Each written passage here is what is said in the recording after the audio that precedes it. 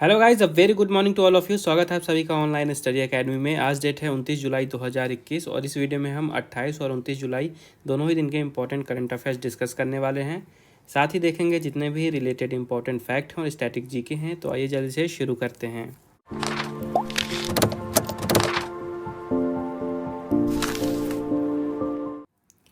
तो आज का पहला क्वेश्चन है, on which of the following date world hepatitis day is celebrated. निम्नलिखित में से किस तारीख को विश्व हेपेटाइटिस दिवस मनाया जाता है। तो हर साल पूरे विश्व भर में 28 जुलाई को मनाया जाता है विश्व हेपेटाइटिस दिवस। और इस साल इसके लिए थीम रखी गई है हेपेटाइटिस कांट वेट। थीम जरूर याद रखिएगा, काफ़ी इंपॉर्टेंट होती है, एग्जाम में अक्सर पूछ लेता है थीम। हेपेटाइटिस कांट वेट है 2021 की थीम। और ये जो दिन है हर साल 28 जुलाई को वर्ल्ड हेल्थ ऑर्गेनाइजेशन के द्वारा ऑब्जर्व किया जाता है लोगों के बीच में जागरूकता फैलाने के लिए कि हेपेटाइटिस क्या होता है, किस तरह से हेपेटाइटिस फैलता है, हेपेटाइटिस से कैसे बचा जा सकता है और अगर किसी को हेपेटाइटिस है तो इसका इलाज क्या है। तो इन सारी चीज़ों को लेके लोगों को जागरूक किया जाता है इस दिन। तो हेपेटाइटिस में होता क्या है, लीवर में इन्फ्लेमेशन हो जाता है जिससे काफ़ी तरह की हेल्थ प्रॉब्लम हो जाती हैं, जिनमें से सबसे बड़ी प्रॉब्लम है लीवर कैंसर की। तो हेपेटाइटिस जो है ये 5 तरह के होते हैं, hepatitis A, hepatitis B, hepatitis C, hepatitis D और हेपेटाइटिस ई। याद रखिएगा। दूसरी चीज़, 28 जुलाई ही डेट क्यों चुनी गई है ये याद रखिएगा। तो 28 जुलाई इसलिए चुना गया है क्योंकि जो डॉक्टर भरूच ब्लमबर्ग हैं, जिन्होंने हेपेटाइटिस बी वायरस की खोज की थी, जिन्हें नोबेल प्राइज़ भी दिया गया था, उनका बर्थडे पड़ता है 28 जुलाई को। तो उन्हीं के सम्मान में 28 जुलाई की डेट चुनी गई है। और ये दिन ऑब्जर्व किया जाता है विश्व स्वास्थ्य संगठन की तरफ से, जिसकी स्थापना हुई थी 1948 में। हेडक्वार्टर है जिनीवा स्विट्ज़रलैंड में और डायरेक्टर जनरल हैं टेड्रोस अधानम। अगला क्वेश्चन है, on which of the following date world nature conservation day is observed. निम्नलिखित में से किस तारीख को विश्व प्रकृति संरक्षण दिवस मनाया जाता है। तो हर साल 28 जुलाई को मनाया जाता है वर्ल्ड नेचर कंजर्वेशन डे, यानी कि विश्व प्रकृति संरक्षण दिवस। और ये दिन क्यों मनाया जाता है, तो देखिए हमारा जो नेचर है, हमें सब कुछ नेचर से ही मिलता है। तो हमारे जीवन में नेचर काफ़ी ज़्यादा इंपॉर्टेंट है, चाहे वो मनुष्य हो, चाहे पूरी पृथ्वी हो, हर किसी के लिए इम्पॉर्टेंट है नेचर। और हमारी एक्टिविटीज़ इस समय ऐसी हो गई हैं मनुष्य की कि इनसे नेचर को काफ़ी ज़्यादा नुकसान पहुंचने लगा है। तो इसी कारण से इस दिन की स्थापना की गई है कि लोगों को बताया जाए कि कितना इम्पॉर्टेंट है नेचर हमारे और हमारे इन्वायरमेंट के लिए, किस तरह से नेचर का संरक्षण किया जा सकता है, कौन से तरीके अपनाए जा सकते हैं जिनका प्रैक्टिस करके हम अपने आसपास जो नेचर है उसका संरक्षण कर सकते हैं, साथ ही जो नेचुरल रिसोर्सेज हैं उनका भी संरक्षण कर सकते हैं। तो इसी कारण से इस दिन की स्थापना की गई है। विश्व प्रकृति संरक्षण दिवस 28 जुलाई को मनाया जाता है। अगला क्वेश्चन है, on which date the central reserve police force observes its raising day. केंद्रीय रिजर्व पुलिस बल किस तारीख को अपना स्थापना दिवस मनाता है। तो केंद्रीय रिजर्व पुलिस फोर्स, जिसे शॉर्ट में CRPF भी कहा जाता है, ये हर साल 27 जुलाई को अपना स्थापना दिवस मनाते हैं। ठीक है, 27 जुलाई को इसकी स्थापना की गई थी सेंट्रल रिजर्व पुलिस फोर्स। ये भारत का सबसे बड़ा पुलिस फोर्स होता है जो कि गृह मंत्रालय यानी कि मिनिस्ट्री ऑफ होम अफेयर्स के अंडर में काम करता है। इसकी स्थापना हुई थी 27 जुलाई 1939 में और इस साल हम 83rd रेजिंग डे मना रहे हैं, 83rd स्थापना दिवस मना रहे हैं। और इसका हेडक्वार्टर है नई दिल्ली में। अगला क्वेश्चन है, which city has become the 40th UNESCO world heritage site of India. कौन सा शहर भारत का 40वां यूनेस्को विश्व धरोहर स्थल बन गया है।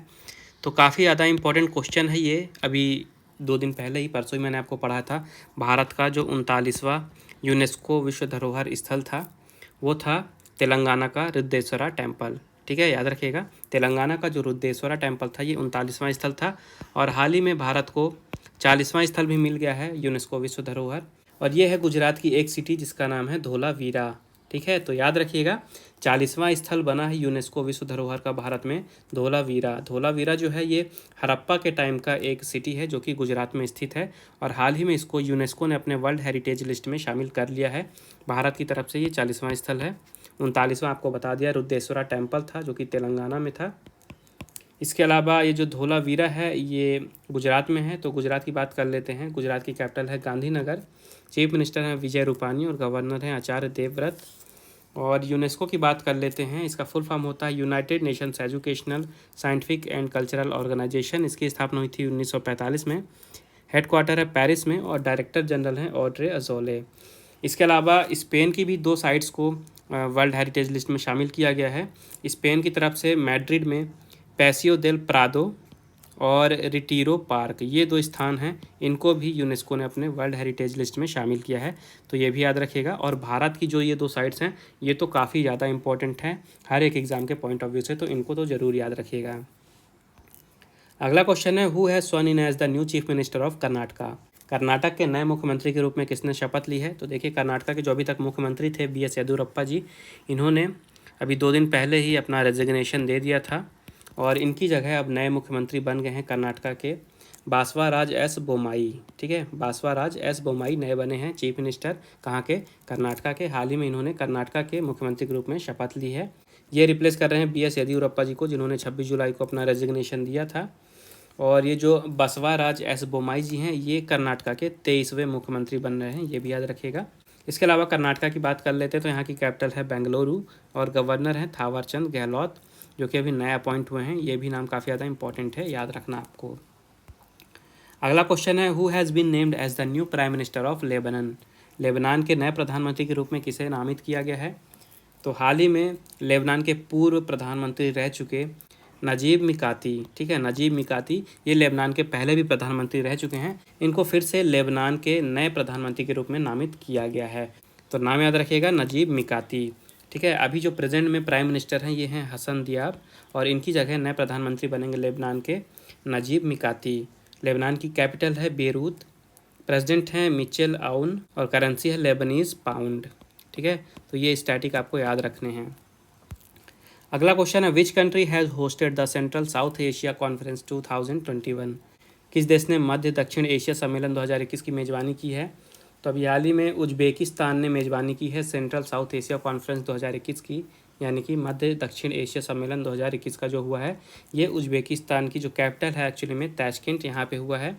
और इसके लिए एक टाइटल रखा गया था, जो कॉन्फ्रेंस था इसका एक टाइटल था, नाम था, जिसका नाम है centre and south Asia regional connectivity challenges and opportunities. ठीक है, तो उज्बेकिस्तान की कैपिटल ताशकेंट में हुआ था और भारत की तरफ से भारत के external affair minister S Jaishankar ji ने रिप्रेजेंट किया भारत को इस कॉन्फ्रेंस में। उज्बेकिस्तान की बात करते हैं, कैपिटल है ताशकेंट, प्रेसिडेंट हैं शवकत मिर्जियोयेव, प्राइम मिनिस्टर हैं अब्दुल्ला अरीपोव और करेंसी है उज्बेकिस्तानी सोम। अगला क्वेश्चन है, what is the latest estimation of care ratings about India GDP growth in physical year 22। वित्त वर्ष 22 में भारत की GDP वृद्धि के बारे में केयर रेटिंग्स का नवीनतम अनुमान क्या है? तो अभी हाल ही में केयर रेटिंग्स ने भारत की GDP को लेकर अपना अनुमान दिया है वित्तीय वर्ष 2022 के लिए, और इनके नए अनुमान के हिसाब से जो भारत का GDP है ये वित्तीय वर्ष 2022 में 8.8% से लेके 9% की दर से ग्रो करेगा। ठीक है, तो यहाँ पे कोई एक फिक्स परसेंटेज नहीं दिया गया है, रेंज दिया गया है 8.8% से लेके 9% के बीच का ये रेंज बताया गया है इस रिपोर्ट में। इसके अलावा इस रिपोर्ट में ये भी बताया गया कि पिछले वित्तीय वर्ष में यानी 2020-21 में जो भारत की GDP है इसमें 7.3% की गिरावट देखी गई।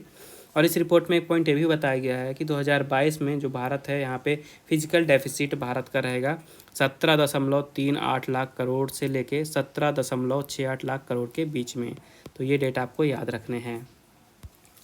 अगला क्वेश्चन है, who has laid the foundation stone of bamboo industrial park in Dima Hasao. Dima Hasao में बांस औद्योगिक पार्क की आधारशिला किसने रखी है? तो देखिए, दीमा हसाओ है कहाँ, ये है असम में। तो अभी हाल ही में असम के जो चीफ मिनिस्टर हैं हेमंत बिस्वा शर्मा जी, इन्होंने दीमा हसाओ में बम्बू इंडस्ट्रियल पार्क की आधारशिला रखी है। तो ये जो प्रोजेक्ट है ये एक्चुअली में सेटअप किया जा रहा है मंदिर दिशा, एक गांव का नाम है मंदिर दिशा जो कि दीमा हसाओ में है। तो वहाँ पे इस बम्बू इंडस्ट्रियल पार्क को सेटअप किया जाएगा। इस प्रोजेक्ट की जो कॉस्ट आएगी ये 50 करोड़ रुपए की आएगी, और एक बार ये जब प्रोजेक्ट कंप्लीट हो जाएगा तो वहाँ पे इकोनॉमी जो है उस एरिया का उसको काफ़ी ज़्यादा बूस्ट मिलेगा। साथ ही वहाँ पे जो यूथ हैं उनको एम्प्लॉयमेंट के अवसर भी मिलेंगे, रोजगार के अवसर भी मिलेंगे वहाँ पे। असम की बात कर लेते हैं, यहाँ की कैपिटल है दिसपुर, चीफ मिनिस्टर हैं नए हेमंत बिस्वा शर्मा जी और गवर्नर हैं जगदीश मुखी। अगला क्वेश्चन है, which state government has launched my GOV मेरी सरकार पोर्टल। किस राज्य सरकार ने माई GOV मेरी सरकार पोर्टल लॉन्च किया है? तो अभी हाल ही में उत्तर प्रदेश के चीफ मिनिस्टर योगी आदित्यनाथ जी ने लॉन्च किया है माई GOV मेरी सरकार नाम का एक पोर्टल। तो पोर्टल का नाम आपको याद रखना है, इंपॉर्टेंट है, और उत्तर प्रदेश में लॉन्च किया गया है, ये याद रखना है। इस पोर्टल का काम क्या होगा? तो ये एक तरह के इन्फॉर्मेशन के लिए इस पोर्टल का यूज़ किया जाएगा, जिसमें जो लोग होंगे अपना फीडबैक दे सकते हैं गवर्नमेंट को, कि मतलब कि उनके एरिया में गवर्नमेंट किस तरह से काम कर रही है, जो भी उनकी शिकायतें हैं उनका निपटान हो रहा है कि नहीं। तो अपना फीडबैक पब्लिक इस पोर्टल के थ्रू गवर्नमेंट तक दे सकते हैं।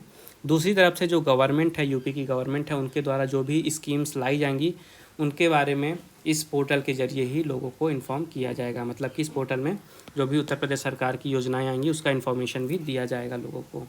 उत्तर प्रदेश की बात करते हैं, यहाँ के चीफ मिनिस्टर हैं योगी आदित्यनाथ, गवर्नर हैं आनंदीबेन पटेल और कैपिटल है लखनऊ। अगला क्वेश्चन है, which country hosted the recently held SCO defence ministers meeting. हाल ही में आयोजित एससीओ रक्षा मंत्रियों की बैठक की मेजबानी किस देश ने की है। तो अभी हाल ही में एससीओ यानी कि संघाई कोऑपरेशन ऑर्गेनाइजेशन के जो मेंबर स्टेट्स हैं यहाँ के रक्षा मंत्रियों की बैठक हुई है और इस बैठक की मेज़बानी की है तजिकिस्तान ने। ठीक है, जो बैठक हुई थी ये तजिकिस्तान की कैपिटल दुशानबे में हुई थी। तो याद रखिएगा, तजिकिस्तान ने मेज़बानी की है इस मीटिंग की और भारत की तरफ से भारत के जो रक्षा मंत्री हैं राजनाथ सिंह जी, इन्होंने रिप्रेजेंट किया भारत को इस मीटिंग में। और ये जो एससीओ की रक्षा मंत्रियों की बैठक हुई है इसमें डिस्कशन किया गया कि किस तरह से ये जो मेंबर स्टेट हैं एससीओ में, इनके बीच में जो रक्षा का क्षेत्र है, डिफेंस का सेक्टर है, यहाँ पे सहयोग बढ़ाया जा सकता है। एससीओ की स्थापना की गई थी 2001 में शंघाई में।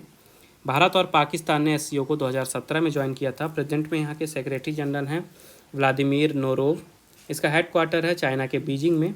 और मेंबर्स की बात करते हैं तो चाइना है, इंडिया है, कजाकिस्तान है, किर्गिस्तान है, रशिया है, पाकिस्तान है, तजिकिस्तान है और उज्बेकिस्तान है। और इसकी मेज़बानी की है तजिकिस्तान ने। यहाँ की कैपिटल है दुशानबे, करेंसी है तजिकिस्तानी सोमोनी और प्रेसिडेंट हैं एमोमाली रहमोन। अगला क्वेश्चन है, which ship has participated in Cutlass Express 2021 exercise from Indian side. Bharat की ओर से कटलस एक्सप्रेस 2021 अभ्यास में किस जहाज़ ने भाग लिया है। तो अभी हाल ही में कटलस एक्सप्रेस 2021 एक्सरसाइज चल रही है और यहाँ पे भारत की तरफ से पार्टिसिपेट किया है आईएनएस तलवार ने। तो याद रखिएगा, इंडियन नेवल शिप तलवार ने पार्टिसिपेट किया है कटलस एक्सप्रेस 2021 अभ्यास में। और ये जो अभ्यास है ये हो कहाँ पे रहा है, ये ईस्ट कोस्ट अफ्रीका में हो रहा है और ये 26 जुलाई से शुरू हुआ है और 6 अगस्त तक चलेगा। और ये एक एनुअल मैरीटाइम एक्सरसाइज है, यानी कि समुद्र के क्षेत्र में ये एक्सरसाइज कराई जाती है हर साल, ताकि ईस्ट अफ्रीका और वेस्टर्न इंडियन ओशियन में जो रीजनल मैरीटाइम सिक्योरिटी है, यानी कि समुद्री क्षेत्र में सिक्योरिटी है, उसको बढ़ाया जा सके, उसको प्रमोट किया जा सके। अगला क्वेश्चन है, where will the India and Russia hold the joint military exercise Indra 2021। भारत और रूस संयुक्त सैन्य अभ्यास इंदिरा 2021 कहाँ आयोजित करेंगे। तो देखिए, इंदिरा आपको नाम से पता चल रहा होगा, IND है इंडिया और RA है रशिया। तो भारत और रशिया के बीच में जो जॉइंट मिलिट्री एक्सरसाइज होती है इसे इंदिरा का नाम दिया गया है। इसका 2021 का जो संस्करण है आपसे क्वेश्चन में पूछा जा रहा है कि ये कहाँ पे होगा। तो ये होगा वोल्गोग्रैड में। वोल्गोग्रैड कहाँ पे है, ये रशिया में है। तो याद रखिएगा, इंदिरा 2021 एक्सरसाइज जो है भारत और रशिया के बीच में ये वोल्गोग्रैड रशिया में होगी। इसके लिए डेट चुनी गई है 1 से लेकर 13 अगस्त और इस साल ये इसका 12वां एडिशन होगा। और इस एक्सरसाइज का मेन एम है कि भारत और रशिया के बीच में सुरक्षा और सिक्योरिटी के क्षेत्र में ज़्यादा से ज़्यादा कोऑपरेशन बढ़ाना। और इस एक्सरसाइज में दोनों देशों की तरफ से लगभग 250 जवान पार्टिसिपेट करेंगे। रशिया में हो रही है ये एक्सरसाइज इस साल। तो रशिया की बात कर लेते हैं। यहाँ की कैपिटल है मॉस्को, करेंसी है रशियन रूबल और प्रेसिडेंट हैं व्लादिमीर पुतिन। अगला क्वेश्चन है, who has won the first ever Olympic gold medal in skateboarding. Skateboarding में पहला ओलंपिक स्वर्ण पदक किसने जीता है।